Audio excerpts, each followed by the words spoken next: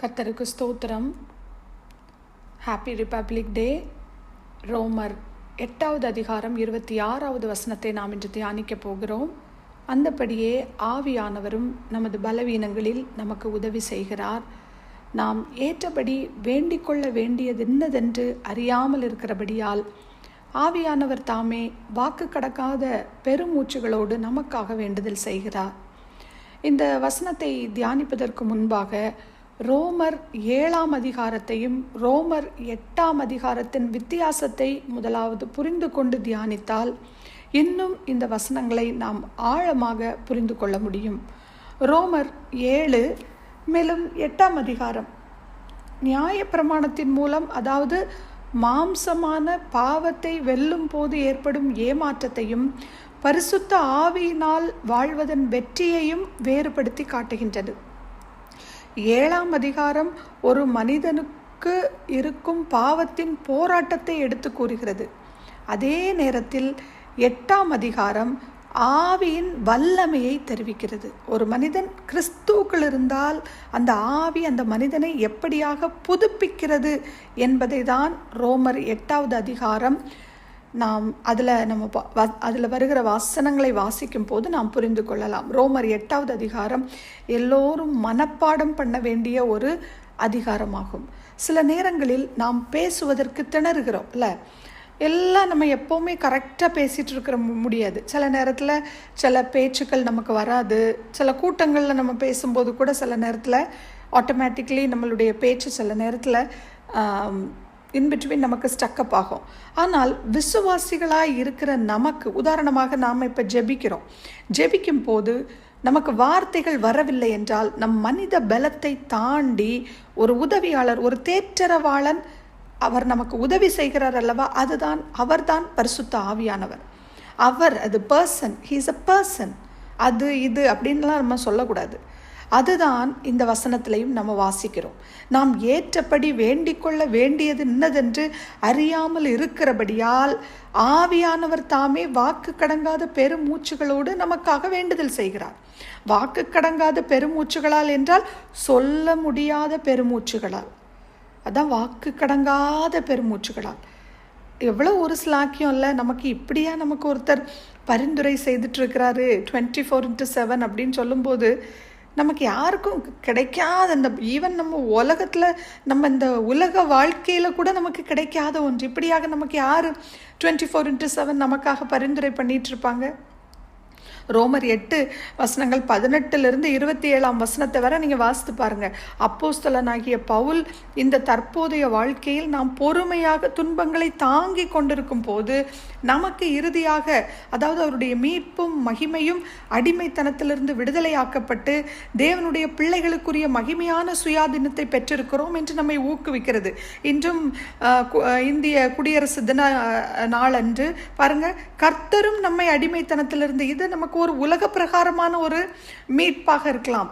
ஆனால் கர்த்தர் நம்மை இம்மைக்கும் மறுமைக்குரிய அந்த நித்திய வாழ்க்கையை நமக்கு தந்து, நம்ம இம்மைக்குரியதை மாத்திரம்னா அது ஒரு பரிதபிக்கப்பட்ட ஒரு வாழ்க்கையாக இருக்கும். ஆனால் மறுமைக்குரிய ஒரு சுயாதீனத்தை, ஒரு சுதந்திரத்தை கர்த்தர் தந்திருக்கிறார் பாருங்க. எவ்வளவு ஒரு அற்புதமான கர்த்தர்!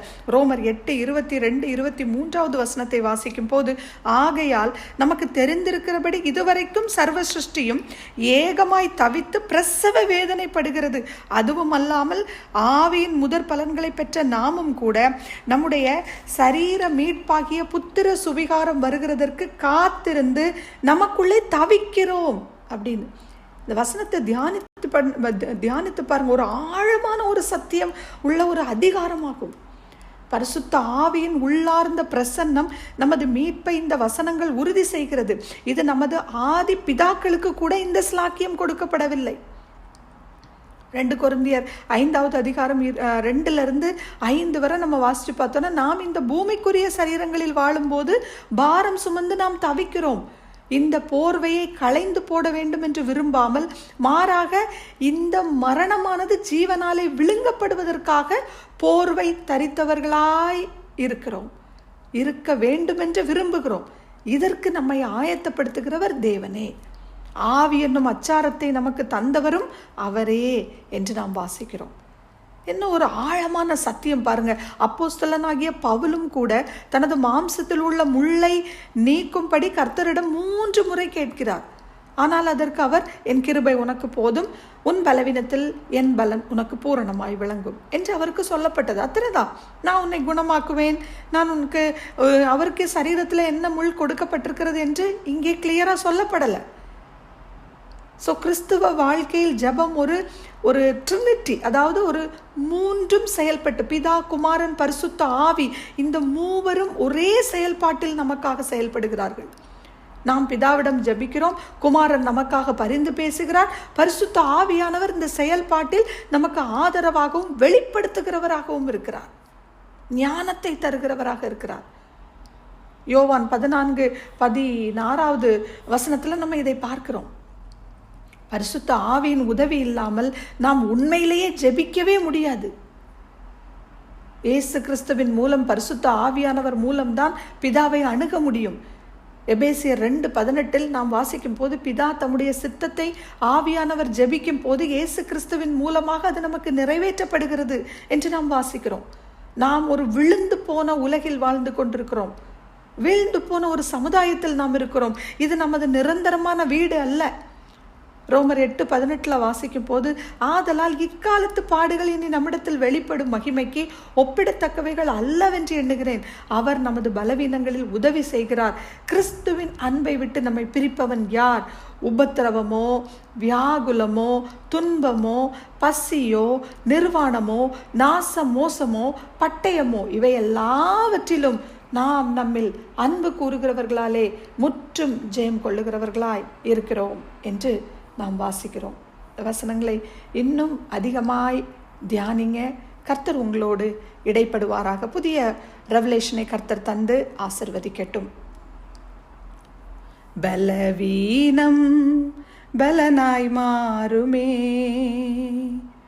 சுகவீனம் சுகமாய் மாறுமே, நீர் வந்தால் சூழ்நிலை மாறுமே, முடியாததும் சாத்தியமாகுமே, நீர் வந்தால் சூழ்நிலை மாறுமே, முடியாததும் சாத்தியமாகுமே, நிறைவே நீர் வாருமே, நிறைவே நீர் வேண்டுமே, நிறைவே நீர் போதுமே, ஆவியானவரே நிறைவே நீர் வாருமே, நிறைவே நீர் வேண்டுமே, நிறைவே நீர் போதுமே, ஆவியானவரே. நாம் ஜெபிப்போம். இரக்கமுடைய அன்புள்ள கர்த்தாவே, நீர் நிறைவான ஆவியானவர் எங்களிடத்தில் வரும் பொழுது எங்களுடைய குறைகள் எல்லாம் மாற்றப்பட்டு, அப்பா, எங்களில் முடியாதது எல்லாம் சாத்தியமாகுமே. நாம் நம்மில் அன்பு கூறுகிறவர்களாலே முற்றும் ஜெயம் கொள்ளுகிறவர்களாய் இருக்கிறோம் என்பது போல, அப்பா, இந்த உலகத்தில் என்னப்பா இக்காலத்து பாடுகள் எங்களை ஒன்றும் செய்ய முடியாது ராஜா. உமது ஆழமான இந்த சத்திய வசனத்திற்காக நன்றி. இந்த உலகத்தில் தேற்றற வாழனை எங்களுக்கு தந்து எங்களை உம்முடைய அன்பிலிருந்து அப்பா எதுவும் பிரிக்க மாட்டாமல் உங்கள் அன்பினால் முற்றிலும் ஜெயத்தை நாங்கள் பெற்றதற்காக உமக்கு ஸ்தோத்திரம். அப்பா, நீர் இருதயத்தை ஆராய்ந்து பார்க்கிற கர்த்தர் அல்லவா? ரோமர் 8:28 சொன்னது போல, வாசிக்கிறது போல, அன்றியும் அவருடைய தீர்மானத்தின்படி அழைக்கப்பட்டவர்களுக்கு சகலமும் நன்மைக்கு ஏதுவாக நடக்கிறது என்று நாங்கள் அறிந்திருக்கிறோம் அல்லவா? இப்படியாக இந்த வசனங்களை தந்து எங்களை ஒவ்வொரு நாளும் தேற்றி கொண்டிருக்கிறபடியால் உமக்கு நன்றி அப்பா. பரிசுத்த ஆவியானவர் சொல்ல முடியாத, வாக்கு கடக்காத பெரும் மூச்சுகளோடு எங்களுடைய பலவீனங்கள்ல நீங்க வேண்டிக் கொண்டிருக்கிறபடியால் உமக்கு நன்றி நன்றி நன்றி அப்பா.